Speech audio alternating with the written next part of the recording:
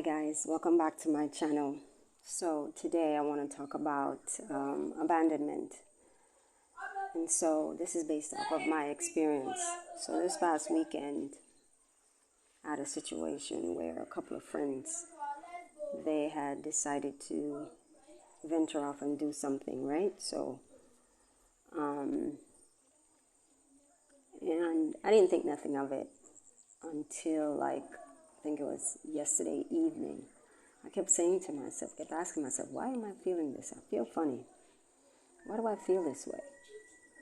And I kept trying to figure out why I felt like I should have been included. And I didn't know why, because that's not really me per se, and maybe it is. Maybe this is a part of me, and this is something that I never really acknowledged or paid attention to. So I kept feeling like if they were my friends, they would have or should have inquired, right? Inquired to see if I needed anything or if I wanted to go. And I wasn't included. And this is not the first time this stuff has happened. I mean, I'm in my 50s, so why in the hell do I care what other people are doing? They're doing what they want to do, right? So why do I feel like I should be included or they owe me something? And honestly, they don't. So what I recognized was there was a sense of abandonment. And abandonment could come in all different shapes and sizes. But for me, I felt left out. And I felt like if these were my friends, they should have said something. And that's a form of abandonment. And so I felt almost like isolated, somewhat alone, which is crazy because I am alone. And so I recognized that this weekend, and it took me a minute to try to filter it out and try to understand. And it's probably one of the reasons why I've been having issues in relationships, in myself, in every aspect of my life. It's that mindset of feeling like you have to be a part of something in order for you to feel like you're important. And I'm making these faces because as I'm talking now, in this video, I'm trying to filter some of this stuff out myself. So obviously it's some kind of trauma that I have experienced when I was a child or somewhere in my life. I felt like I should have been acknowledged. And I can even resort back to when I was a kid. I used to read a lot. I don't know why I keep bringing this up, but I used to read a lot.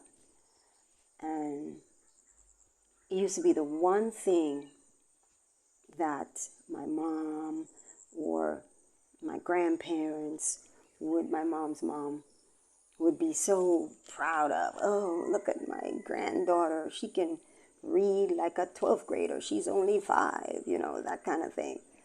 And that's how I was. I was very, very intelligent when it comes down to reading and mathematics. They didn't even know how I was pretty good in math as well. I was actually good in all subjects. But when it came down to the reading, I excelled in the reading to the point where I was reading textbook this big when I was like 5 years old, 6 years old. I could read the book within a week and be done with it and can regurgitate the whole thing. So I was an avid reader. But one of the things that we never had, even with all the accolades of me being able to read and very good at math, there's never any essence of love. Like, we strive off of the love that we get from our parents. That's how we learn and understand what love is, right? That's our initiation into what love truly is. And I can never recall at any time or any moment when my mom or my dad would say, hey, I love you. You know what I mean? I think I was in my 30s, close to 40s. when I initiated by saying to my mom, I love you, on the phone. And she was shocked. She was like, I love you too. She didn't know what to say. So that just goes to show you. You know, some people say, oh, I never had my mom around. Oh, I never had my dad around. I had both of them. They were physically there, but not mentally. And that's, I think, by far the worst. They were mentally nowhere in sight. Didn't show us any love, didn't show us. They just basically were robots. They went to work. My mom went to work, came home, cook, feed, got it done with you. The weekend, because she had no choice, had to wash hair, comb hair, and get us ready for the following week. And we learned at a very, very young age how to wash our clothes and iron our clothes. So I was doing that when I was like, as soon as I was able to manage, I'm ironing my clothes, washing my clothes, and putting them out to dry, and ironing my clothes and getting them ready for school. So the only thing my mom ever did really was cook for us, fed us, and wash my hair. Everything else I did myself. Everything else I did myself. So anyway, going back to the abandonment issues, you know, there's so many stories that I could tell where I could feel right now, just talking about it, I can feel where I was by myself. I was alone. I had a whole it was 7 kids and 2 parents, and I still felt alone. And I remember my oldest brother used to tell me that, like, he felt alone. So he never felt like he was a part of a family. He just felt like a placeholder and somewhat of a burden. And I truly understand what he meant by that. And I think that's how we became best friends, because I felt like he shouldn't be alone. He was always by himself, and I interjected and became one of those siblings who wouldn't take no for an answer. Anyway, so this abandoned thing got me this weekend. And I don't think it has anything to do with my friends. I think it has more something to do with my inner, the trauma that I've experienced, and me having to cleanse that. I'm at a stage right now where I'm having to cleanse that out of my system. And that's what I'm working on. I'm looking around because these kids are always running around and trying to get in my face.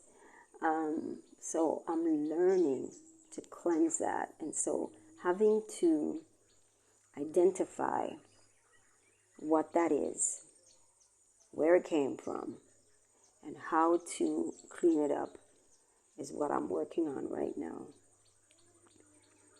I'm going to continue to bring different topics at bay. So I'm going to continue to bring topics of the issues. I'm looking around, always looking around. I'm going to continue to bring up topics that I've experienced, that I'm pulling up out of me to share with you, because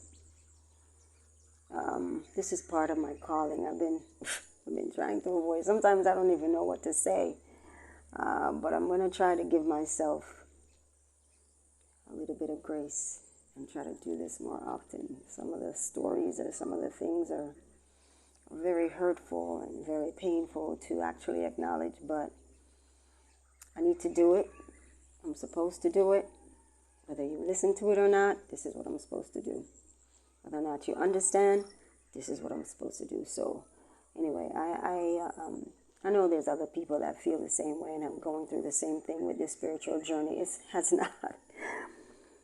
not been easy for me, and I've been doing it by myself. Every now and then I have conversations with my daughter. She's so smart and beautiful, but by myself.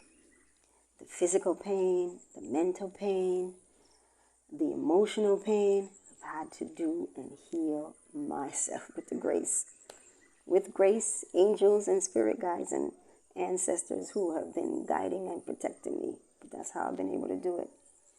Anyway, stay blessed, guys. More to come.